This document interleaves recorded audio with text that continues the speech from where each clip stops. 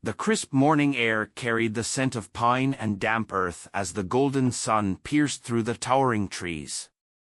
Deep within the heart of an ancient forest, a mother bear stirred awake, her two cubs nestled close to her warm body. Their tiny paws twitched as they dreamt, oblivious to the dangers that lurked beyond their den. She watched them with tired but loving eyes, her massive frame shielding them from the cold wind.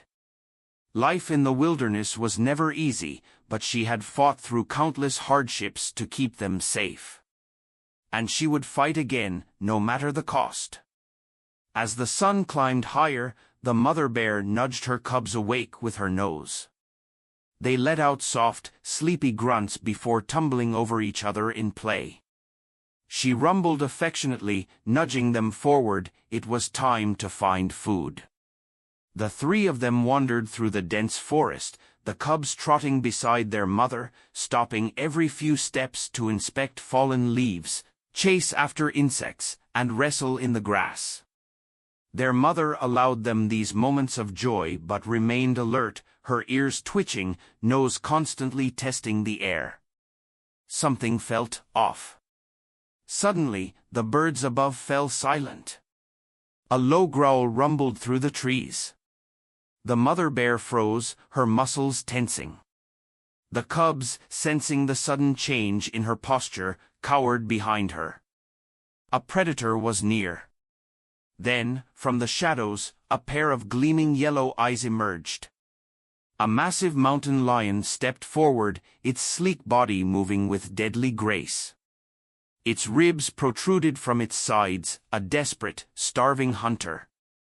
The bear knew this made the cougar even more dangerous. It wasn't just hunting, it was fighting to survive. A warning growl erupted from her chest, but the cougar only lowered itself, coiling like a spring, ready to strike. The cubs whimpered, pressing into their mother's thick fur. She knew they were too young to run far. There was only one choice: stand and fight. The mountain lion lunged. She met it mid-air, her massive paw swiping with enough force to break bone. Claws slashed through fur, and a pained roar echoed through the trees. But the predator was relentless. It twisted, sinking its teeth into her shoulder. She let out a deafening roar, shaking the very earth beneath her. The cubs cried out, helpless. But she did not let them see her pain.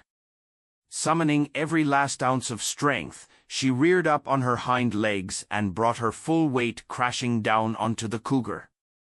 A sickening crunch echoed through the silent forest. The mountain lion let out a final, gurgling snarl, then went still. Victory! But the world around her was spinning.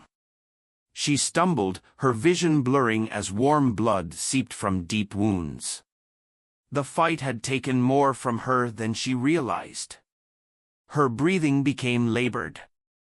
The cubs nudged her desperately, their tiny cries filled with confusion and fear.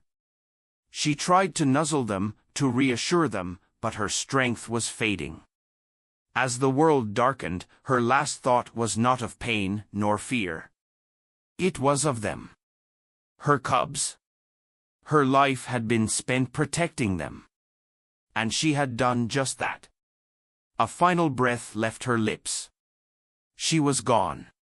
The cubs whimpered, pressing into her lifeless body, their tiny hearts unable to understand why their mother was no longer moving.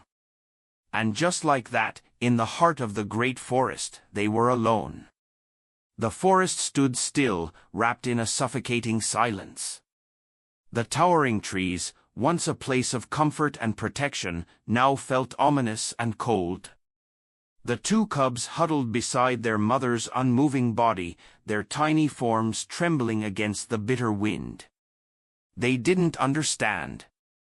She had always been there, guiding them, protecting them, keeping them warm at night. But now, she would not wake up. One of the cubs, the slightly larger of the two, nudged her face with his tiny nose. He let out a soft, desperate whimper, hoping she would respond. The smaller cub curled up against her side, his breaths coming in short, panicked gasps. They were too young to understand death. But they felt its presence. The scent of blood lingered in the air. The ground beneath them was still disturbed from the battle, the broken twigs, the deep claw marks in the dirt, the lifeless mountain lion a few feet away. The cubs did not care about any of it. They just wanted their mother back. Hours passed. The sun climbed higher, then began its slow descent. The cold would return soon. And the forest would not wait for them to grieve. As the light faded, their stomachs began to ache. Their mother always led them to food, always found berries, roots, or honey when they were hungry. But now, she was not there to guide them. The larger cub, driven by instinct, licked at the dirt, as if trying to find something edible. His younger sibling simply whimpered, curling tighter into himself. Then, for the first time, a new emotion stirred within them, fear. They had never been alone before. Night fell swiftly, wrapping the forest in a shroud of darkness. The cubs had never noticed how terrifying the woods could be. Every shadow seemed to move. Every snapping twig sent their little hearts racing. Their mother had always been their shield. But now, the cold night air whispered a harsh truth. No one was coming to save them. Finally, the larger cub did something his mother had done countless times. He nudged his brother, encouraging him to stand. At first, the smaller cub refused. He pressed his face against his mother's fur, letting out soft, broken whimpers. But his older sibling pushed again, more urgently this time. Something deep inside them, a fragment of their mother's strength, urged them forward. And so, with weak, stumbling steps, they left her behind. They did not look back. The night air was cold, and their tiny paws ached as they walked through the unfamiliar darkness. Every rustling leaf made them flinch, every distant howl sent them scurrying behind tree trunks. But they kept moving.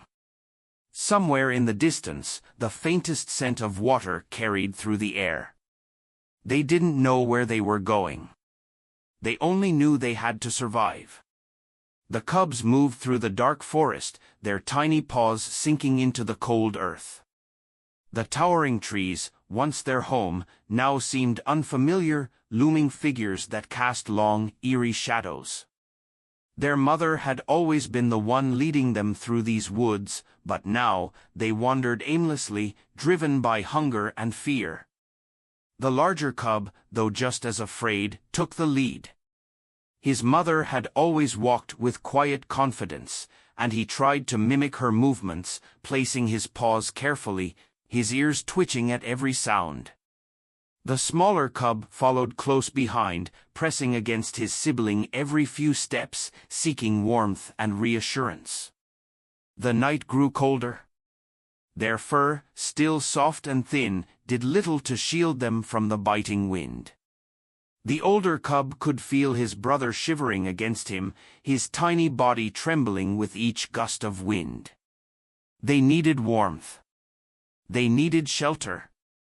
The older cub sniffed the air, searching for anything familiar. The forest smelled different at night, damp earth, rotting leaves, the distant scent of something they did not yet recognize. But then, something caught his attention. A cave. It was not far, just beyond the next ridge. The scent of damp stone and old moss filled his nostrils, and he recognized it from the times their mother had taken them to hidden dens during storms. His ears perked up. Could it be safe? With newfound determination, he nudged his brother forward. They stumbled through the undergrowth, their tiny claws gripping the earth as they climbed over roots and rocks. Finally, they saw it, a dark hollow beneath a fallen tree, partially hidden by thick brambles. The larger cub sniffed cautiously at the entrance. It smelled empty. No fresh scents of other animals, no signs of danger. It would have to do. They crawled inside, their bodies sinking into the soft layer of dried leaves and dirt. The space was small, but it was enough. The wind howled outside, but in here, it was quiet. Safe. The smaller cub curled up immediately, his tiny paws tucked beneath his chin. The larger cub lay beside him, pressing close for warmth. Their mother's scent was gone now, replaced by the sharp, lonely smell of the cave. For the first time since she had left them, they were truly alone. The older cub stared out into the darkness, his ears twitching at every distant sound. His mother had always kept watch over them, now it was his turn. His eyes grew heavy. His body ached from the long walk. But as he listened to his brother's slow, steady breathing, he made a silent promise. No matter what, they would survive. And with that thought, he finally closed his eyes. Outside, the cold wind raged. But inside, two tiny cubs slept, alone, orphaned, and unaware of the dangers that still lay ahead. The cave provided shelter, but it did not offer peace. The older cub slept lightly, his body tense, his ears twitching at every sound.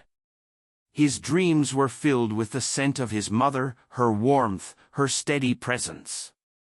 But when he stirred awake, all he felt was the damp chill of the cave and the fragile weight of his younger sibling pressed against him. The night outside was alive. Distant howls echoed through the forest, wolves. The cub tensed. He had never encountered them before, but he had heard his mother growl at their cries, seen the way her fur bristled at the mere scent of them. Danger. His heart pounded as he listened. The howls were not far, but they were not too close either. Not yet. He nudged his brother, who whimpered softly in his sleep but did not wake. He was too exhausted, too weak. The older cub sighed, pressing his nose against his sibling's fur, trying to reassure him even in his sleep. They were safe here, for now. But safety never lasted long in the wild.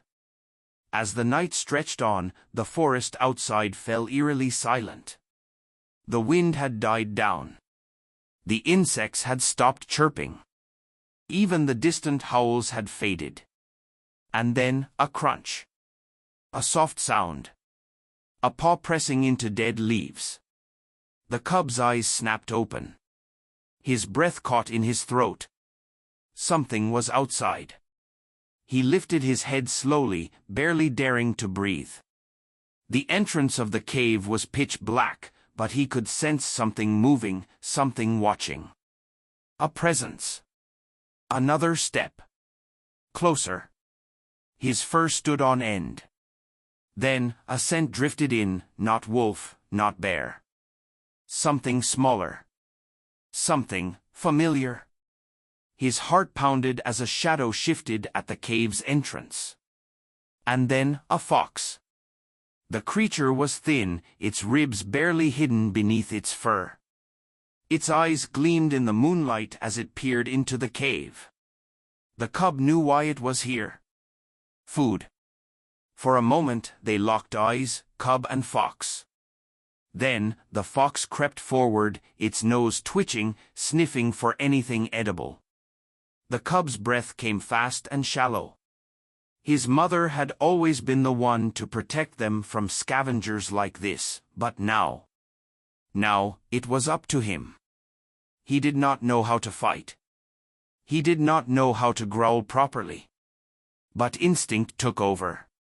With a surge of determination, he stood up, puffing out his small body as much as he could. He let out a weak, shaky growl.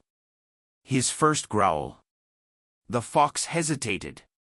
Then it took another step forward. The cub's heart pounded. He could feel his brother stirring behind him, waking at the sound. But he could not afford to look away. The fox was too close now. If it attacked, the cub didn't know if he could stop it. But then, a miracle. A sudden gust of wind blew through the trees outside, rattling the branches, making the forest groan and creak. The fox flinched. It hesitated, ears twitching, its body tense. And then, it turned and ran. The cub let out a shaky breath. His legs felt weak beneath him. But he had done it. He had protected his brother. For the first time since their mother had left them, he felt a flicker of strength. He was still small, still weak, still afraid. But tonight, he had stood his ground. Tonight, he had survived. The cub lay back down, pressing against his younger brother.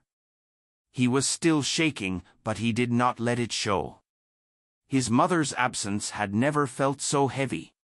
He missed her. He needed her. But she was gone. And now, he had to be strong for both of them.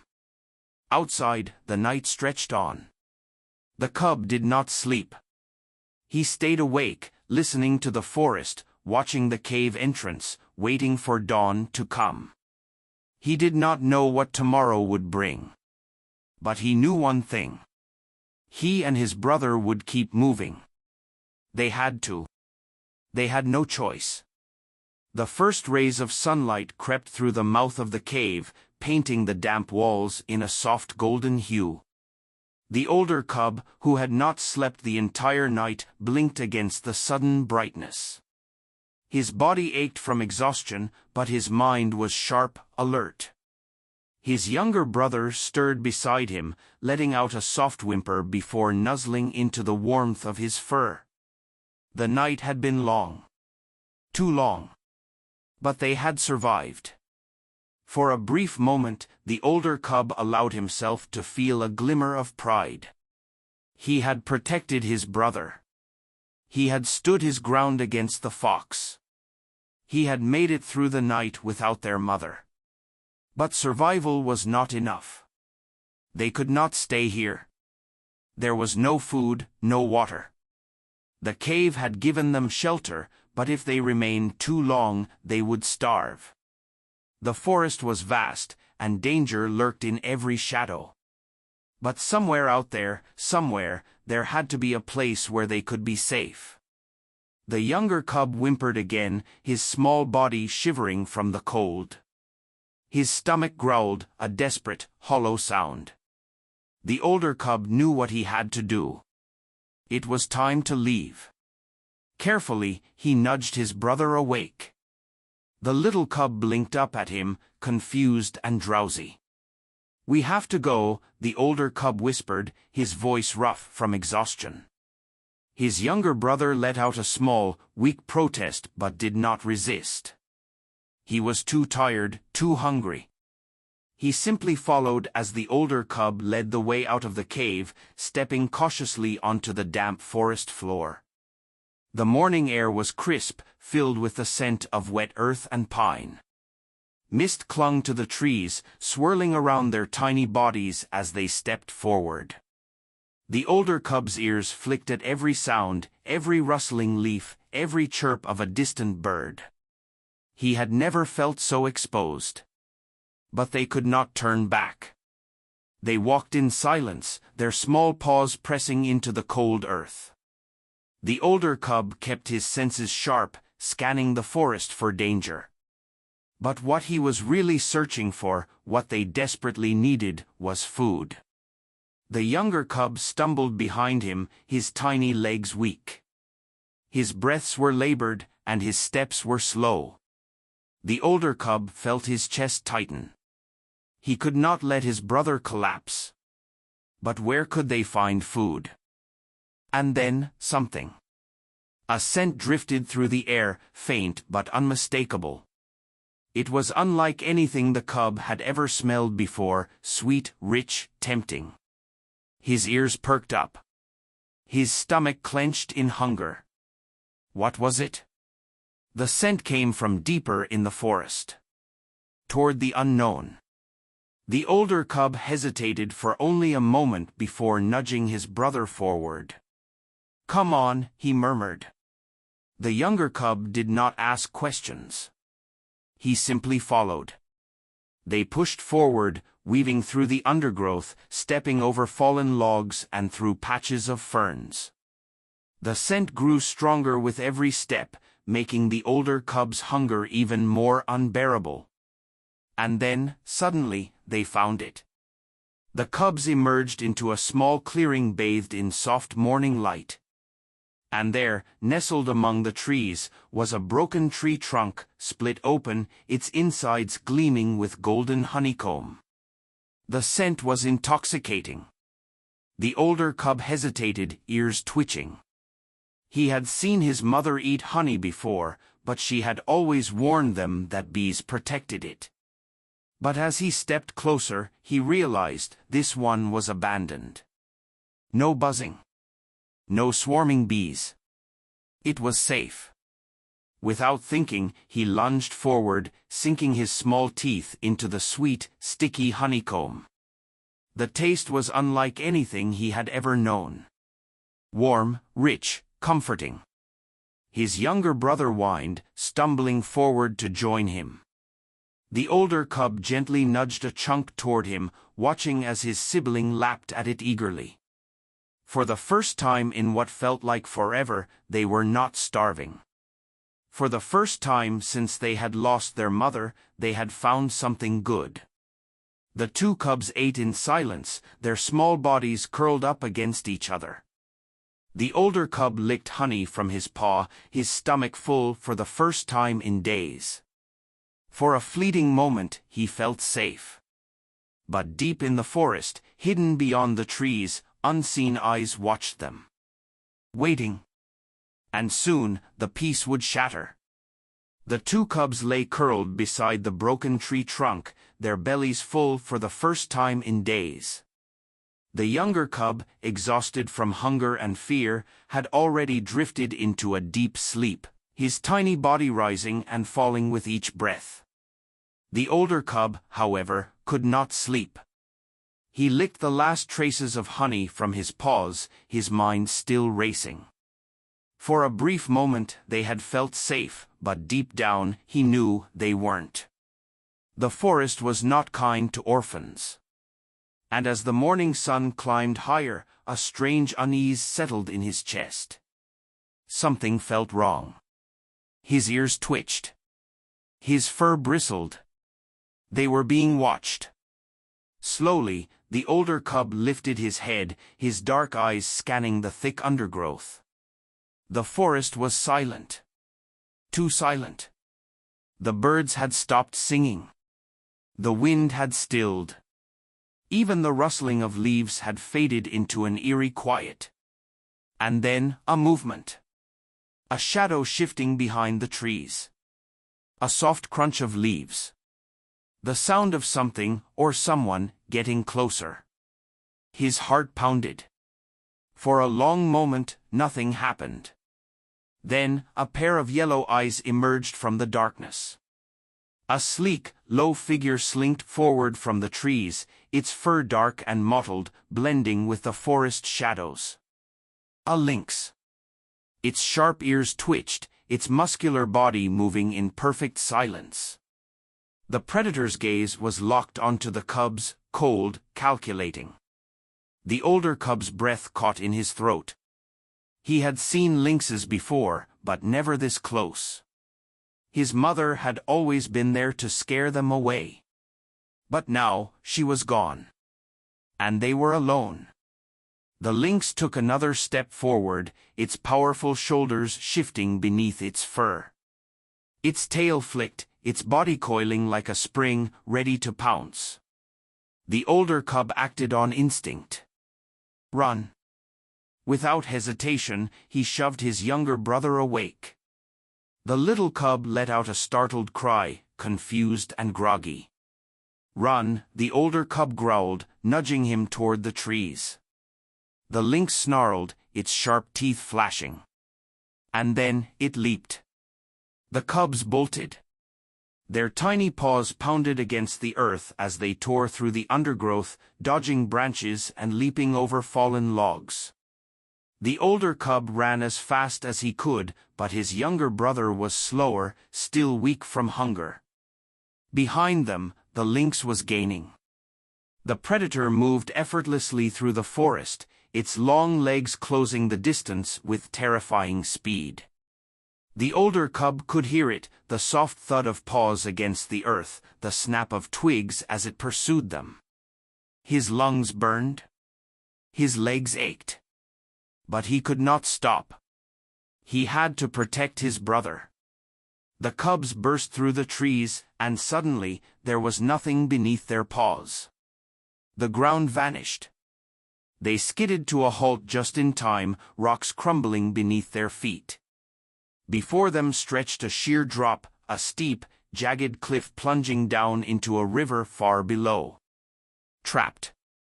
The younger cub whimpered, pressing against his brother in fear. The older cub turned, his breath ragged. The lynx emerged from the trees, stepping onto the rocky ledge with slow, deliberate movements. Its golden eyes gleamed with hunger. It had them cornered. There was no escape. The lynx let out a low, rumbling growl, lowering its body as it prepared to strike. The older cub stepped in front of his brother, his tiny body trembling but firm. He bared his small, milk-white teeth in a defiant snarl. The lynx hesitated, surprised by the challenge. But the older cub knew the truth. He was small, weak, helpless. And the lynx was a killer. This was the end. The lynx's muscles coiled, its claws flexing against the earth. It was about to pounce, about to end them. And then, a roar. A deep, earth-shaking, bone-chilling roar. The lynx froze. The cubs froze. A massive figure emerged from the trees, a towering beast of muscle and fur, its golden-brown coat dusted with old scars. Another bear. But not just any bear. A massive, grizzled male. A loner. A warrior. A king of the forest. The lynx's ears flattened, its body tensing. It knew what this meant. This was no ordinary bear. And in an instant, the predator's hunger turned to fear. The massive bear let out another earth-shaking roar, stepping forward with deliberate, powerful strides. His dark eyes locked onto the lynx, unblinking. The lynx hesitated. Then it fled. One moment it was there, the next it had vanished into the undergrowth, its lithe body disappearing into the safety of the trees. The cubs stood frozen, panting, staring up at the giant bear before them. He looked down at them, his dark eyes unreadable. And then he turned. Without a sound, the massive bear began walking away, disappearing into the trees. For a moment, the cubs just stood there, stunned. Then, instinct took over. Without thinking, they followed. They had no mother. No home. No one to protect them. But maybe, just maybe, this bear could. The days turned into weeks, and the cubs had learned to navigate the forest with growing confidence. They were stronger now, no longer the helpless creatures they had been when their mother died. Yet, despite their resilience, they were still young, still vulnerable. And the dangers of the wild were always lurking. One evening, as the sun dipped below the horizon, casting long shadows over the frozen ground, the cubs found themselves wandering near a dense thicket. The air was crisp with the coming snowfall, and an eerie silence filled the woods. It was then that they saw it, a pair of glowing eyes staring at them from the darkness. A lone grizzly bear, much larger than any they had encountered before, stepped forward. His fur was ragged, scarred from countless battles. His breath was heavy, misting in the cold air. The cubs froze in place, their small hearts pounding. This was his territory, and they were intruders. The old grizzly let out a low, rumbling growl, a warning. The cubs, too young to understand fully, instinctively huddled together, their tiny bodies trembling. But instead of attacking, the old bear simply watched. His eyes weren't filled with the malice of a predator but with something else. Recognition. Perhaps it was their scent, or maybe some distant memory, but something in the way the cubs moved reminded the old grizzly of a past he had long forgotten. His growls softened, and instead of chasing them away, he did something unexpected. He turned and walked ahead, stopping only to glance back, as if beckoning them to follow. The cubs hesitated. Was this a trap? Was he leading them into danger? But deep in their hearts, an instinct told them this bear was different. He was not an enemy. He was something else. A guardian. For the first time since their mother's death, the cubs weren't alone. The old bear allowed them to follow at a distance, never too close but never too far. He led them through hidden paths, showed them where to find shelter, how to catch fish beneath the ice, how to recognize the scent of danger before it was too late. Days passed, then weeks. The cubs had a protector now, one who spoke not in words but in actions. He never treated them like his own, nor did he ever show affection. But he watched over them, guiding them through the harsh winter. They had lost their mother. But fate had given them a new guardian in the form of a scarred, battle-worn bear who had once walked the same lonely path. And though the old bear never showed it, deep down, he needed them just as much as they needed him. Winter tightened its grip on the forest. Snow blanketed the ground, and the frozen rivers sparkled beneath the pale moonlight. The cubs, once weak and vulnerable, were now stronger. They had learned much under the silent watch of the old grizzly, their unlikely guardian. But the wild was unforgiving. If they were to survive, they had to become more than just cubs, they had to become bears. One bitterly cold morning, the old grizzly led them to a half-frozen stream. The water was dark and still, except for the occasional flicker beneath the ice. Fish. The cubs watched as their guardian stood still, his massive frame blending with the snowy landscape. Then, with a sudden, lightning-fast strike, he plunged his paw into the water and emerged with a wriggling silver fish. The cubs were amazed. They had never seen such a display of skill before. The old bear dropped the fish before them and growled softly, his way of saying, "Now, you try." The cubs hesitated at first. The icy water sent shivers up their spines, and each time they lunged, the fish darted away. Again and again, they failed. But the grizzly did not help. He did not intervene. He only watched, waiting for them to learn. Hours passed, and finally, one of the cubs struck true. With a triumphant squeal, the little bear pulled out a fish of its own. The other cub followed soon after, and for the first time, they had hunted for themselves. The old bear did not celebrate, but there was something different in his eyes. Pride. As days passed, the grizzly continued to teach them. He showed them how to track prey, how to recognize dangerous scents, and how to climb the tallest trees for safety. They learned which berries to eat and which to avoid, how to break ice for drinking water, and how to listen to the wind for approaching threats.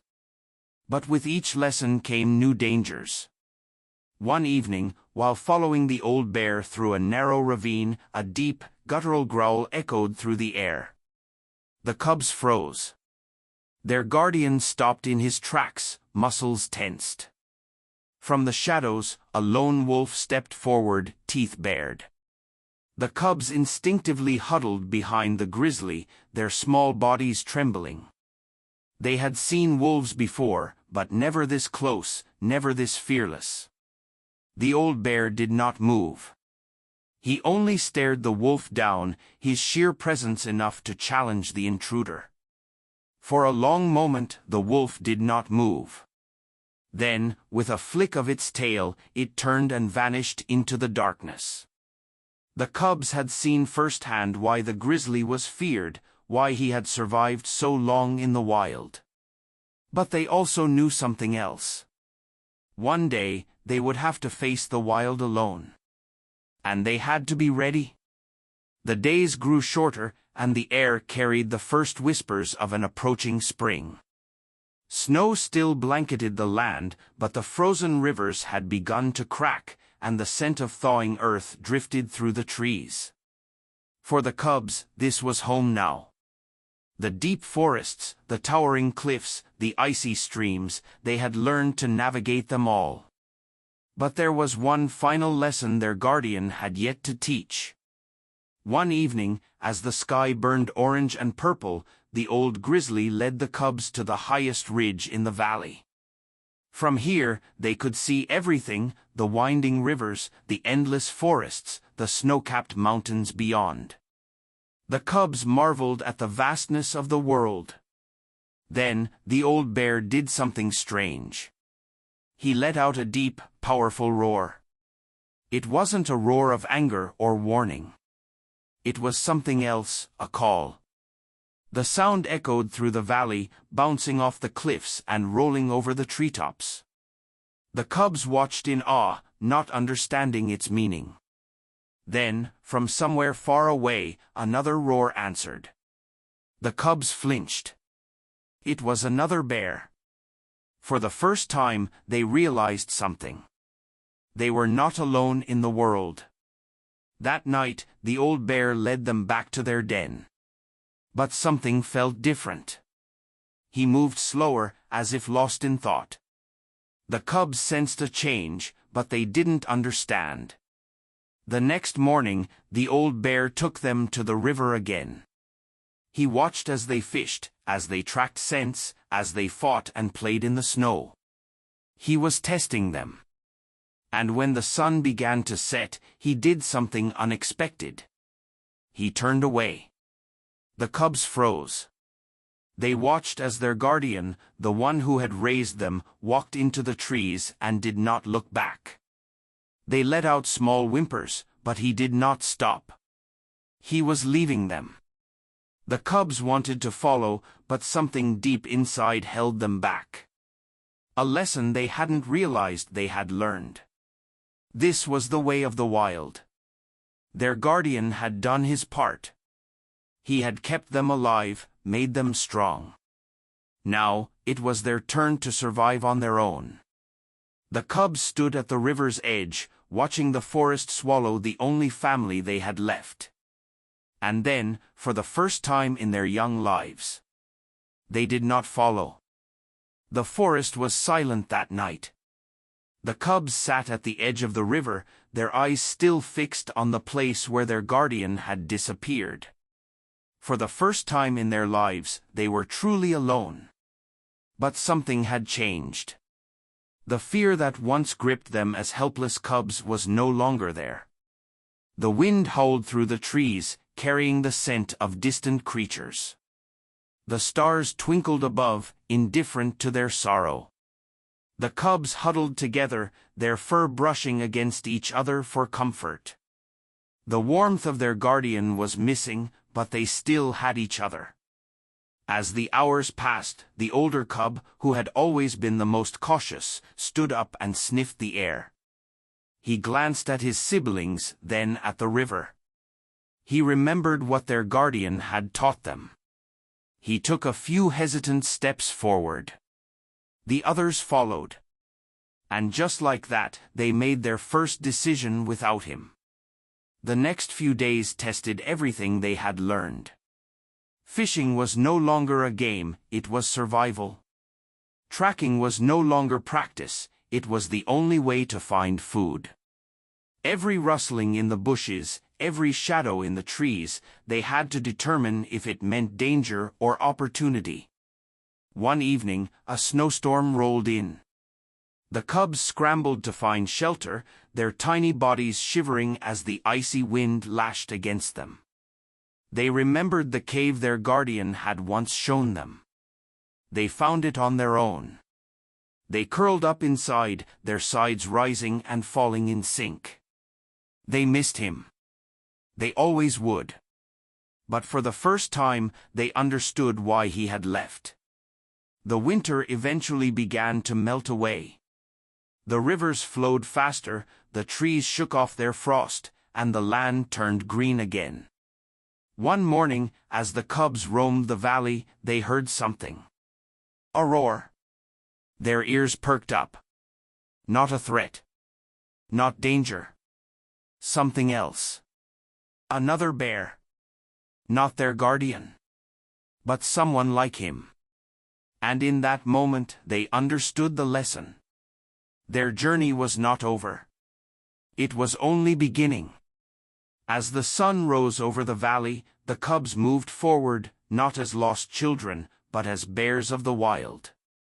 And just like their guardian had once done for them, one day they would do the same for another.